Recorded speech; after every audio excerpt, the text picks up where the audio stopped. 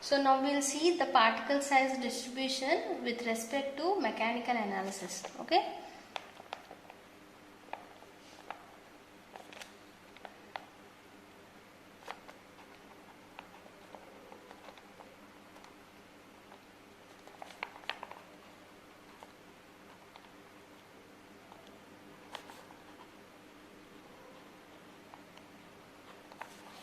So the classification test determines the range of sizes of particles in the soil, and at the same time the percentage of particles in each of these size ranges. Okay, so then we can call this as grain size distribution. And mechanical means is nothing but the separation of soil into its different size fractions. Okay, so if you take the size of the particles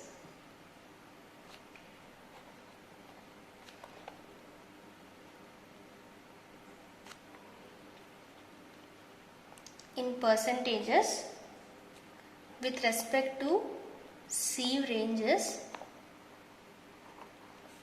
so this is known as grain size distribution. And this grain size distribution is done with respect to mechanical analysis. Okay, so that mechanical analysis means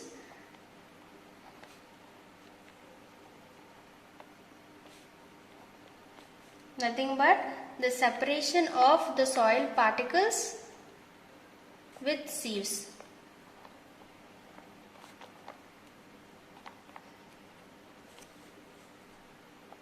Okay, you can write sieves or else with different size fractions. Okay, so this particle size distribution is found to be done in two stages. Okay, so we have to do the particle size distribution for two types of materials.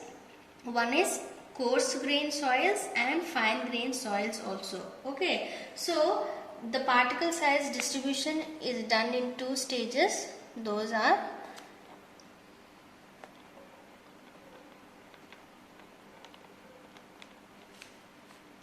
one is sieve analysis.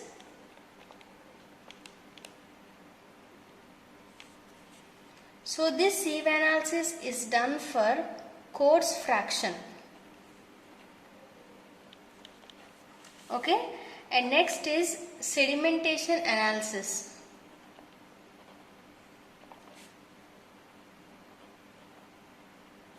This is done for fine fraction. Okay, so particle size distribution in two cases, sieve analysis and sedimentation analysis.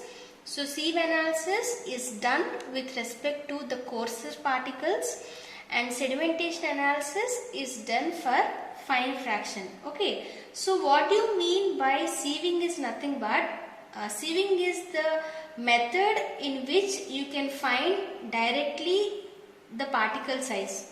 Okay, with respect to the openings which are there in the sieves. So this coarse fraction, in the sense, as you all know, it is nothing but 4.75 mm.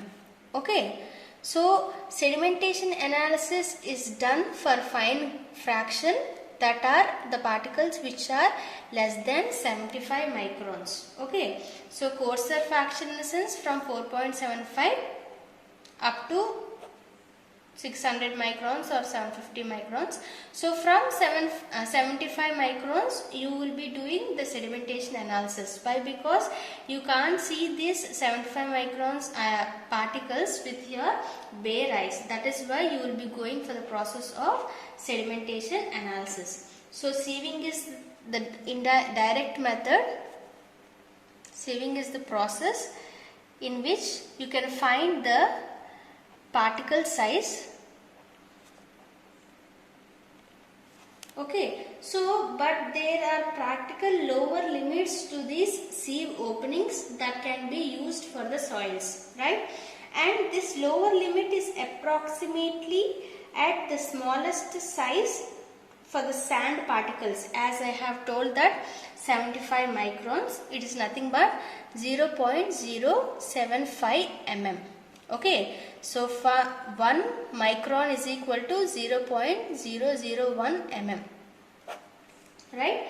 So here we'll see that with respect to this mechanical analysis, both the coarser fraction and for final fraction, these two parts. And now we'll see the nomenclature of the grain sizes. Okay, so what are the sizes of grains which are there with respect to gravel, sand, silt and clay?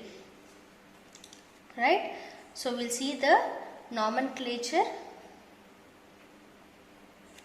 of grain sizes.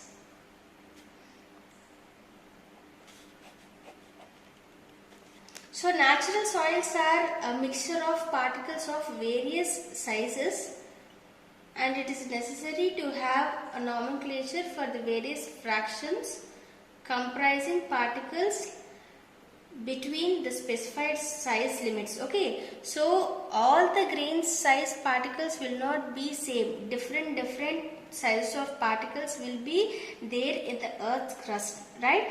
So this particle size is expressed in terms of single diameter. Okay, so the particle size is expressed in single diameter.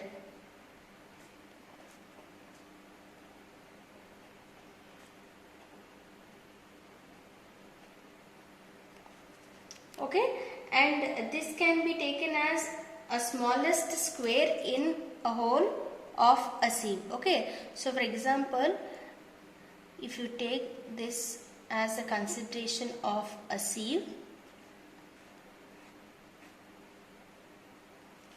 okay, so this portion is known for each and every block, or this block is known as apertures.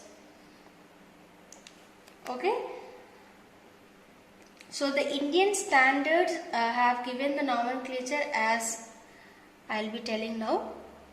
So for gravel, the size will be 80 mm to 4.75 mm. Okay, sand 4.75 mm to 0.075 mm. Silt, if you take, it will be from 0.075 mm to 0.002 mm. It is nothing but 2 microns. And clay, which is less than 0.002 mm. Okay, so this is the nomenclature which have given by the standard specifications. So we will see here what is sieve analysis and what are the standards that they have followed to do this sieve analysis process, and at the same time the sedimentation analysis also. So as I told that this sieve, so in the classification by different methods like British Indian standards or else American Association or State Society for Testing Materials have given different types of sieve sizes with respect to apertures. Okay, we'll see that tabulation also here. So now moving on to the sieve analysis.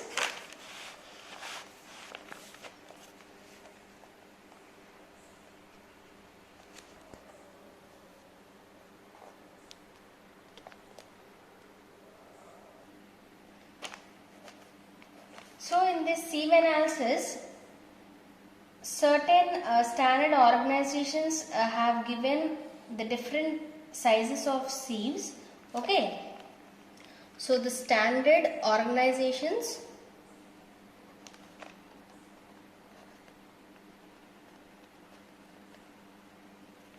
like British Standard Organization,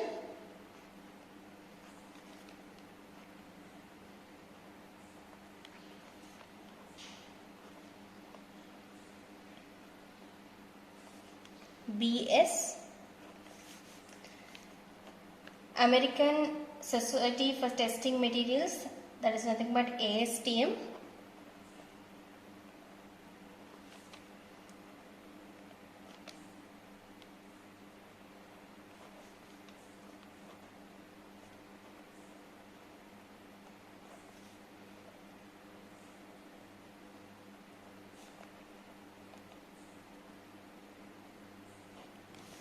And next is Indian Standards Institution.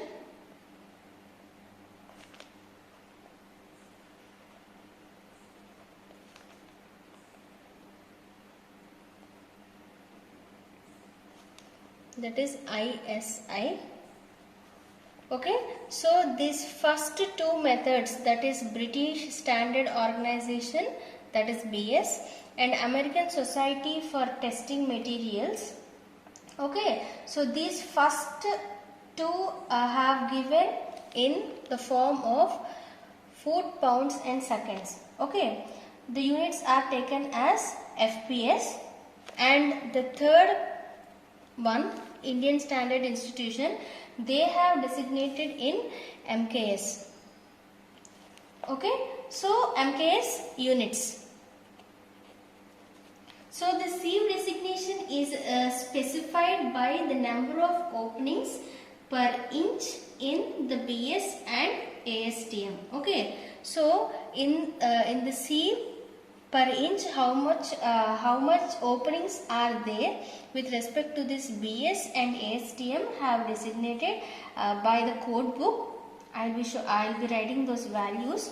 So these are specified by the size of aperture in mm or in microns. Okay, so in the Indian Standards code book, which is revised IS 460 1978, which is revised, have given some sieve sizes with respect to the aperture size. Okay, so we should know this information when you do this sieve analysis. Okay, so what is the designation? It is nothing but how much mm it is there, and next is aperture. Okay, so aperture is nothing but the opening. So if you take for example 50 mm sieve, the aperture will be 50. Okay, and depending upon the microns also we can take it as with respect to mms. So for 40 mm 40, for 20 mm 20. Okay, so likewise in microns also, like 600 microns or else like 350 microns, you can take the values. Okay, for 600 microns means the aperture size will be 0.600. Okay, so for example if you take 300 microns, it will be like 0.300. Okay, so this test procedure of sieve analysis is done with standard procedure with respect to IS 2720 part 4 1985.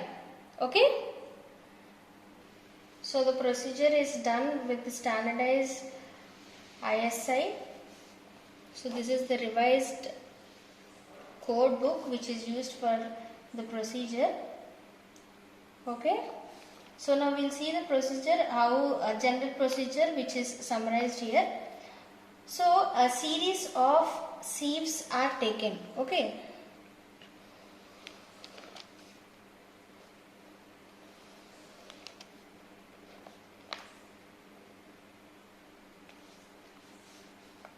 so top you will be having a lid. So you have a set of sieves like 2 mm, 1 mm, 600 microns, 425 microns, 212 microns, 150 microns, 75 microns, and last one is pan. Okay, so this is completely your sieve shaker. And the quantity of soil for this sieve analysis is taken by depending upon the size. Okay, so here the quantity of soil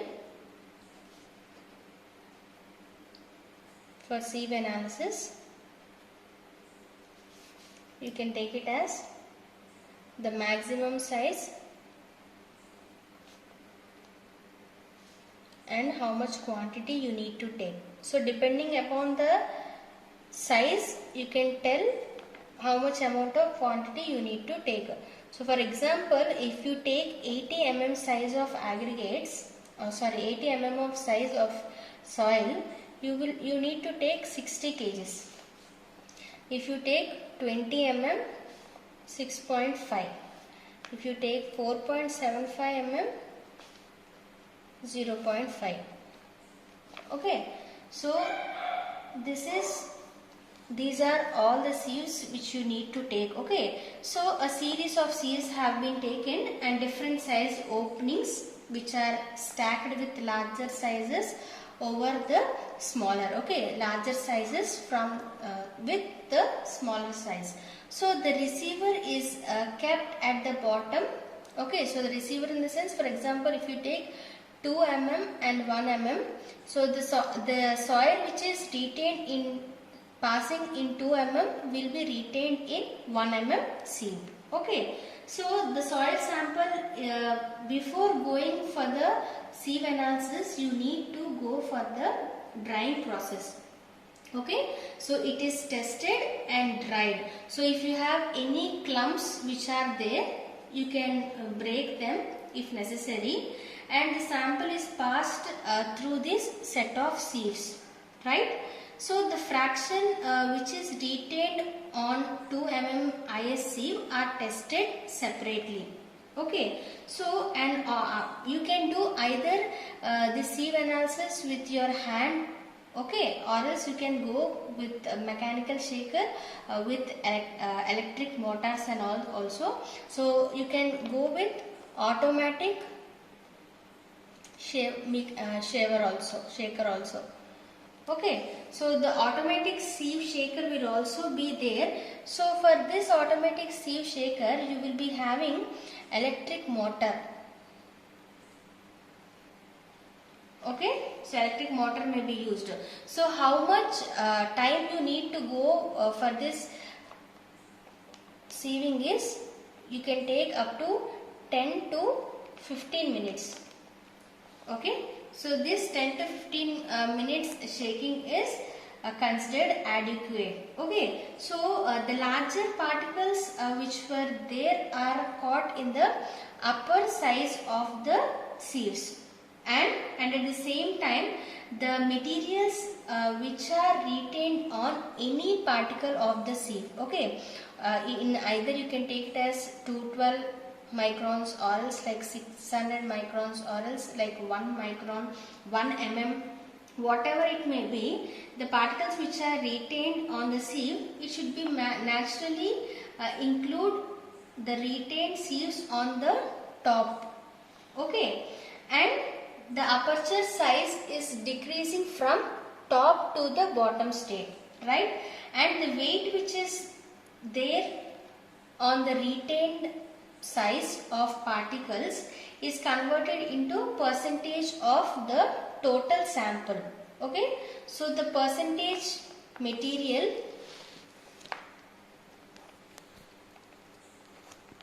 you can take it as the finer particles of sieve sizes,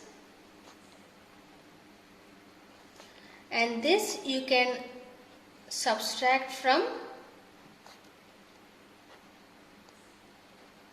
total sample how much you take. Okay, for example, if you take kg sample means 1000 grams, right? So the material which is passing from the bottom state, that is usually, if the last sieve that you keep is like 75 microns, Okay, so it is conducted for sedimentation analysis. Okay, so where the concentration of 75 microns IS sieve is taken, then you can take that soil sample as sedimentation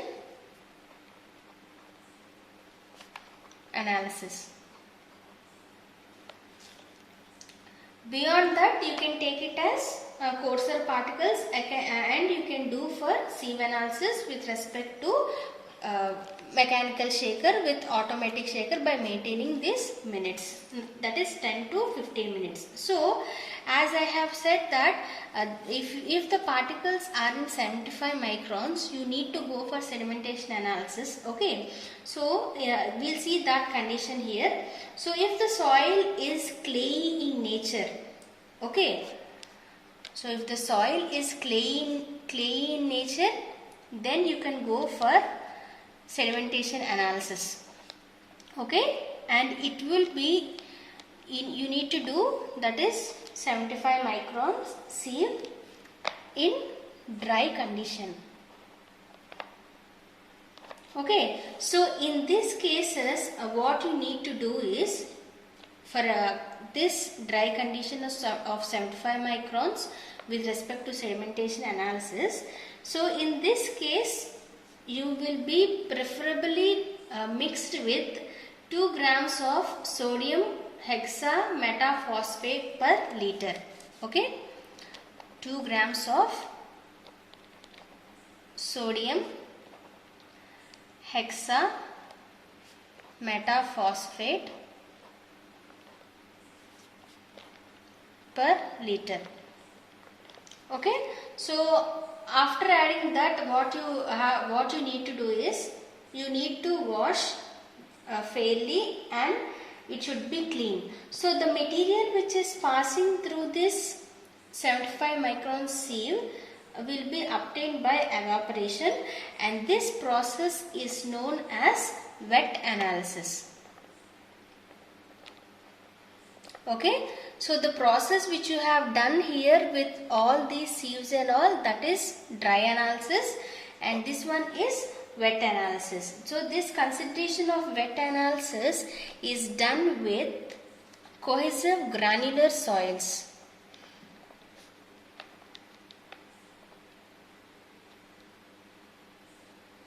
Okay, cohesive granular soils. So the soil grains are not of an equal dimensions or in all directions. Okay, so hence the size of the sieve opening will not represent the largest or the smallest dimension of the particle. Okay, so the resulting data are conventionally you can present as the particle size distribution curve.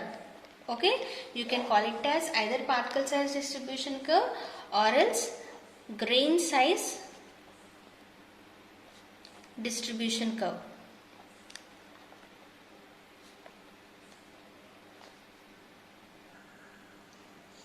So particle size distribution curve or else grain size distribution curve, you can call it synonymously, and you can plot this curve on a semi-log coordinates. Okay, so I'll show you.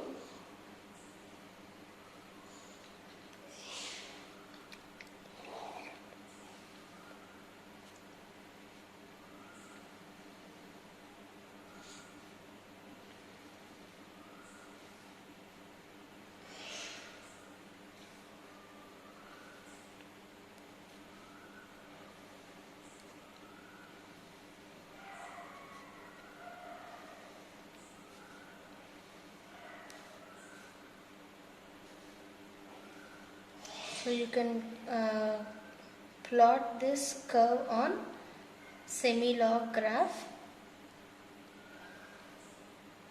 So this just is an example of semi-log graph. So here you will be taking the ranges 9, 8, 7, 6 likewise. Okay. So on x-axis you will be plotting the sieve size. Okay, it's nothing but the particle size. Okay, that is in mm. Here the log scale. Okay, on x-axis, and in y-axis you will be plotting the percentage finer by weight. Okay,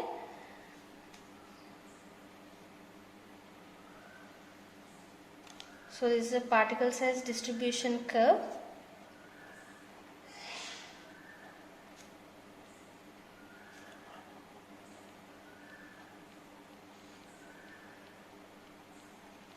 Okay, so here the sieve size is taken as horizontal, that is logarithmic scale, and the percentage finer sieve smaller particle sieve size in the arithmetic scale. Okay, so the reversed logarithmic scale is only for the convenience of a representation of the coarser to finer particles from left to right. Okay, so this is the representation of logarithmic scale for the particle diameter, which gives us a convenient representation of sizes because of a wide range of particle diameters. Okay, and we can get the values precisely. Is it not? Why? Because in semi-log graph means each and every particle diameter we can plot rather than normal graph. Okay. Hi friends, I am Visalakshi, and today we will discuss about the topic on sedimentation analysis. It is nothing but wet analysis.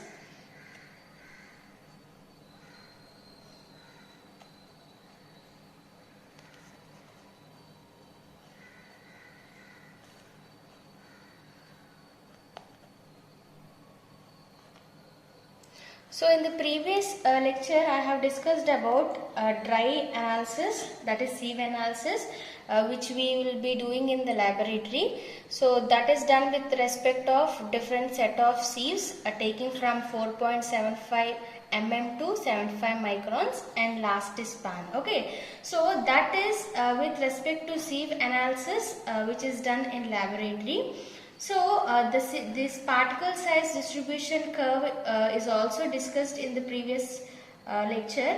So now we will discuss about sedimentation analysis and how this sedimentation analysis is done and what are the particles which are there to find this sedimentation analysis. Okay, so as we have seen in the sieve analysis, we can take from 4.75 mm sieve to 75 microns. Okay, so in between them any of the particles you can take and you can do with respect to sieve analysis. So when you come for this sedimentation analysis, so sedimentation analysis is done only for the particles which are less than 75 microns. Okay, so where the soil particles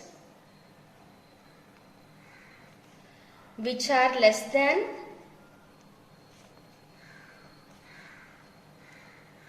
75 microns can be analyzed by this sedimentation analysis.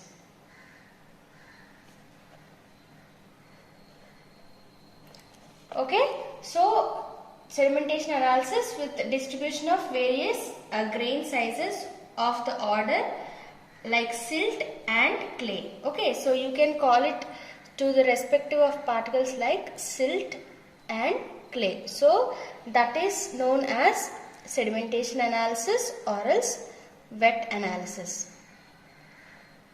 Okay, so the soil fraction is kept in suspension in a liquid medium. Okay, so how will you do this sedimentation analysis is, so as we compare this sieve analysis with respect to dry analysis and wet analysis, there is no medium of thing. With respect to sieves only we are sieving in dry analysis, but when you come for this sedimentation analysis, the particles are less than 75 microns. Okay, so for these particles we need to find the grain size distribution. So how you will find the grain size distribution is, the soil fraction is kept in suspension medium. Okay. So the soil is kept in suspension medium. So generally we take medium as water. Okay. Usually we will take water. So this particle descent velocities related to their size among other things. Okay. So each and every particle which is there in this sedimentation analysis have different forms of velocity, and the main important aspect in this sedimentation analysis is this sedimentation analysis is based on Stokes law. Okay, so depending upon the Stokes law, and for what it was known as terminal velocity, so it is nothing but we'll discuss here. So sedimentation is based on Stokes law.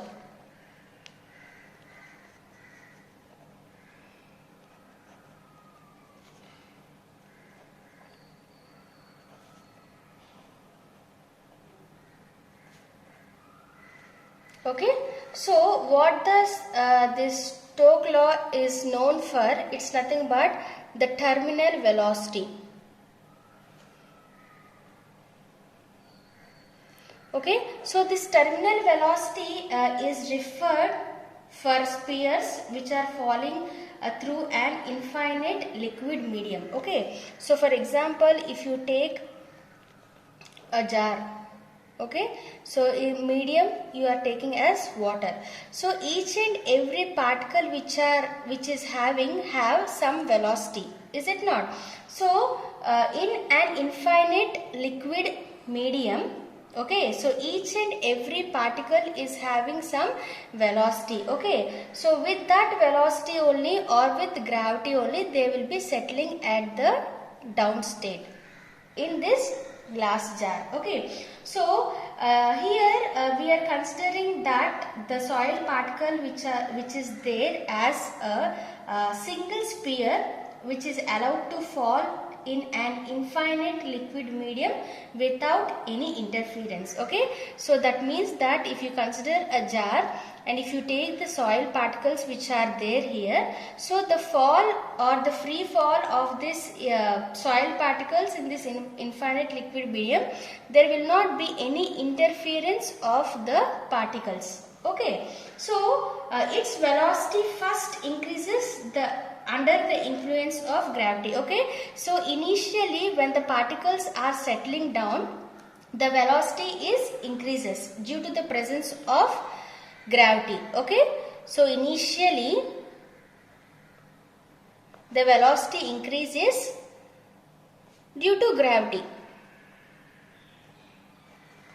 Okay, so and after that soon it attains a constant value. Okay, when the time reaches, it attains a constant value. Okay, so this constant velocity which is maintained, identified unless the boundary conditions change. Okay, so that conditional change is known as terminal velocity.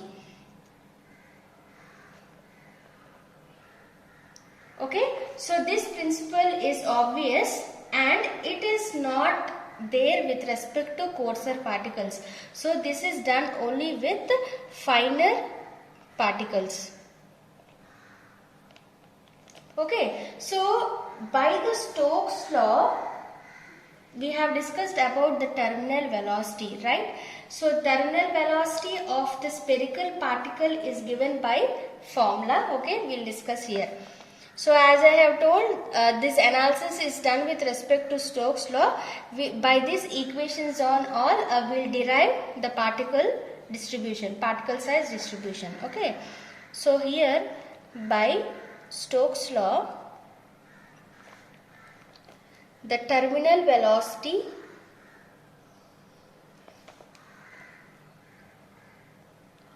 of spherical particle is given by, so here we are assuming that the particle is spherical. Okay, either it can be rounded or angular or any of the shape, but by the Stokes law we are assuming that the particle is spherical. So by this spherical particles, the terminal velocity is given by the formula V is equal to 1 by 18 into gamma s minus gamma tau divided by mu tau into d square. Okay. So gamma s is nothing but unit weight of the material which is falling from height, that is sphere, which is in grams per centimeter cube. Okay. So gamma s is equal to unit weight of the material of falling sphere in gram per centimeter cube. Okay. Next, gamma tau is equal to unit weight of the liquid medium. Okay. So that is also in grams per centimeter cube. Next, mu tau is equal to viscosity of the liquid medium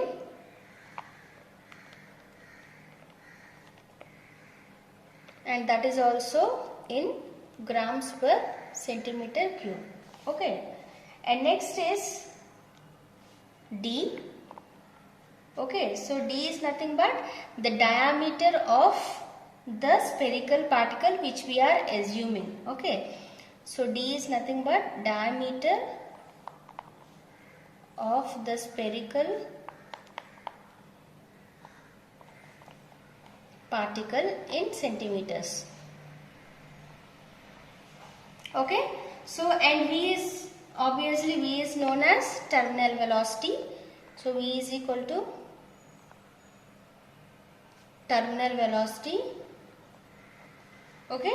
So which is obtained in centimeters per second. Okay.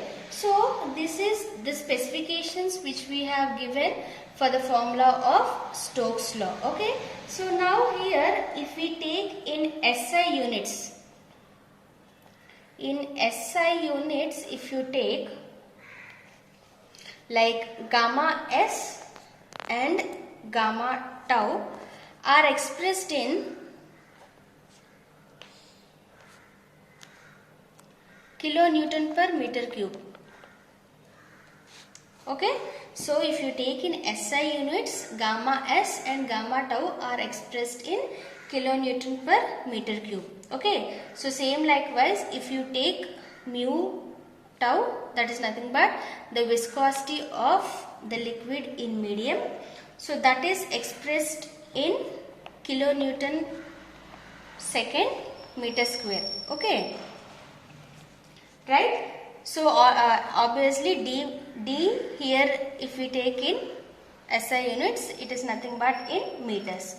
Okay. And next V is equal to, that is viscosity will be obtained in meters per second. Okay. So these all designations, all these parameters if we take in SI units we will be considering like this. Okay. So if you need the diameter of the particles with respect to Newton seconds per meter square or else like that, again we will be consider here. Okay. So since here d is in meters, okay, so we can write that d in meters means it will be lengthy. So the particles are will be in mm or microns. So we will reduce that since usually d to be expressed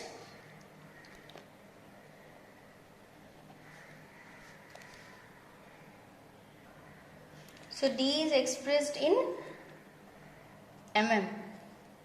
Okay, and while V is expressed in centimeters per second, okay, and mu t in newtons second meter square, okay. So we can write this equation like this now. Mu is equal to 1 by 180 into gamma s minus gamma tau by mu tau into d square, okay. So here it is the formula like mu is equal to 1 by 18 gamma s minus gamma tau mu tau into d square, okay. So here we are converting the dimensions into mm, and here centimeters per second and newtons per second, okay. So for here gamma values and all, it is taken in kilonewton second meter square, but here we are taking in newtons, okay. So that is why you will be getting the value as 180, like 1000 divided by 100, okay, 10 times. So 18 into 10, that is nothing but 180. So that is why we have got here V, the terminal velocity, is 1 by 180 into gamma s minus gamma tau by mu tau into d square, okay. So by this we have seen the conversions here, but we can write this gamma s and gamma tau in terms of dry unit weights with respect to the medium water, okay. So we'll see here. So this gamma s, okay, and gamma tau, which are in kilonewton per meter cube, okay, in newton second meter square, okay. Here in this liquid medium, so what is the liquid medium we are considering here? Liquid medium is nothing but water,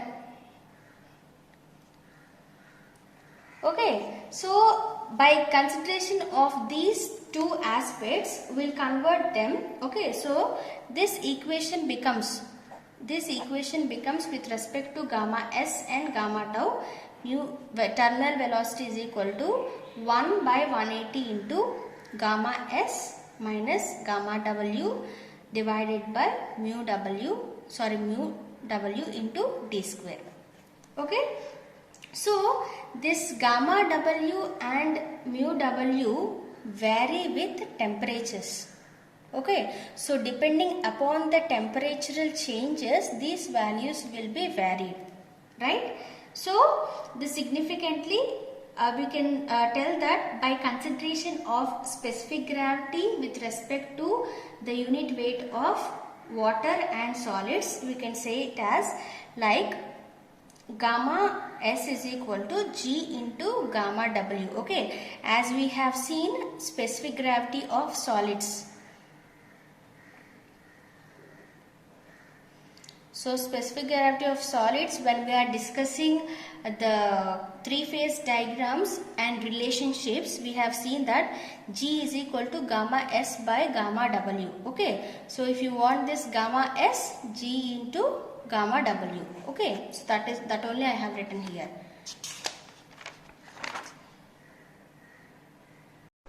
So V is equal to terminal velocity, we have got 1 by 180 into gamma s minus gamma w by mu w into d square, okay.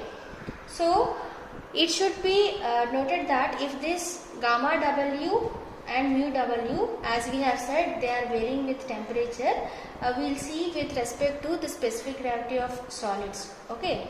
So like gamma s is equal to g gamma w, okay. So in the three-phase diagram, the specific gravity of solids, g is equal to gamma s by gamma w, okay. So gamma s means g gamma w. So as I have said, this gamma w and mu w varies with temperature.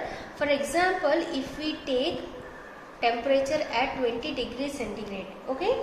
So you can tell gamma w is equal to 0.9982 grams per centimeter cube. Okay, so you need to convert this into kilonewtons per meter cube. Okay, so then you need to write 0.9982. By converting this into kilonewton per meter cube, you need to multiply with 9.81. Okay, 9.810 kilonewton per meter cube. Okay, so by solving this value, you will be getting 9.792 kilonewton per meter cube. Okay, so you have solved gamma W. Okay, so in this equation you need to know about mu W also, right? So if you solve mu W, you will be getting the value 0.001 Newton second meter square. Okay, so here we assume the specific gravity G is equal to 2.67. Okay, so you can take it at, on an average we can take this value. Okay, so G is equal to 2.67. So you can substitute all these values, gamma W, mu W and G, with respect to D square. Okay, so what is the formula we have got here? U is equal to 1 by 180 into, what is gamma S? It's nothing but 9.792, okay, into 2.67 minus 1 divided by 0.001 into D square. Okay, so here in this gamma S, I have substituted this G gamma W. Okay, so I'll write here again, U is equal to 1 by 80 into gamma S is nothing but G gamma W minus gamma W by mu W. Okay, so what will you get the value here? If you take gamma W as common, G minus 1 divided by mu W. Okay, this equation only I have substituted here. Okay, into D square. So you will get mu is equal to 90.85 D square. So where this D is in mm. Okay, so where D will be in mm and V, that is terminal velocity, is in centimeters per second. Okay, so by using this approximation version of this Stokes law, we can determine the time required for a particle for a specified diameter to settle through a particle depth. Okay, so by this Stokes law, we can say that how much, at what time the particle is settling at this stage with having a spherical velocity, or else you can tell it as terminal velocity. Okay, so we can write from this equation like V is equal to 1 by 180 into gamma W by mu W into G minus 1 D square. Okay, so therefore if you take D, here D is written as square, so D is equal to root over 180, okay, 180 into mu W into mu by gamma W into G minus 1. Okay, so we got the value D is equal to 180 root over 180 into mu W into V divided by gamma W into G minus 1. Okay, so if we take the condition as, if the particle falls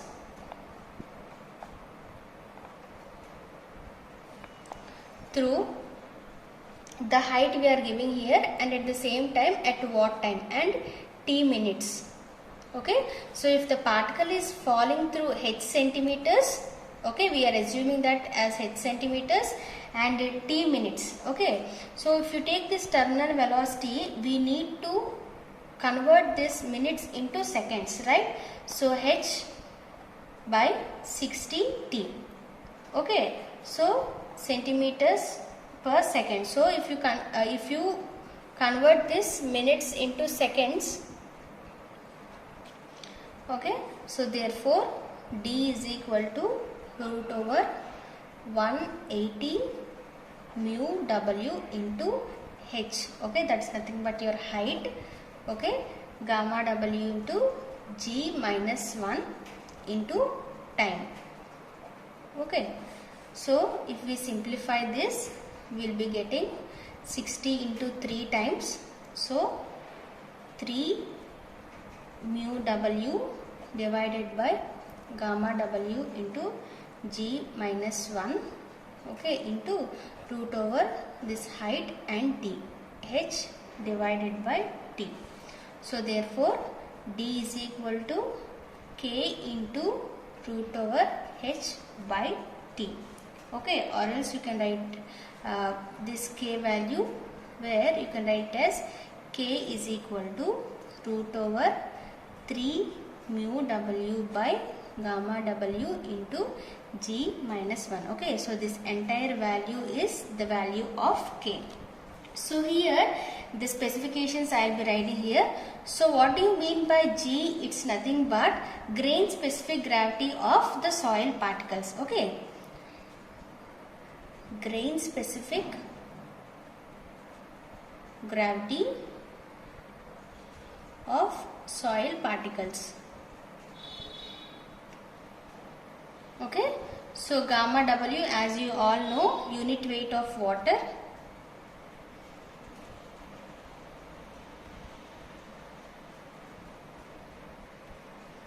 In kilonewtons per meter cube.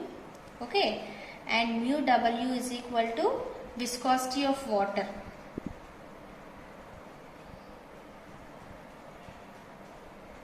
Okay, that is expressed in newtons second per meter square, right? So what is h is nothing but fall in centimeters, that is height,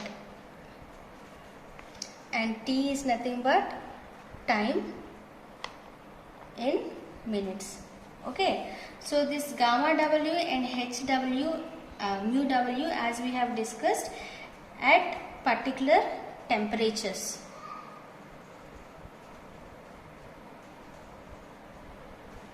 Okay, so the factor k will be getting the values graphically by representing different values of temperatures and with respect to grain specific gravity.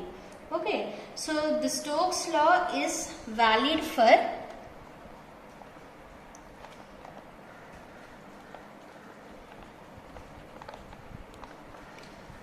the particle diameters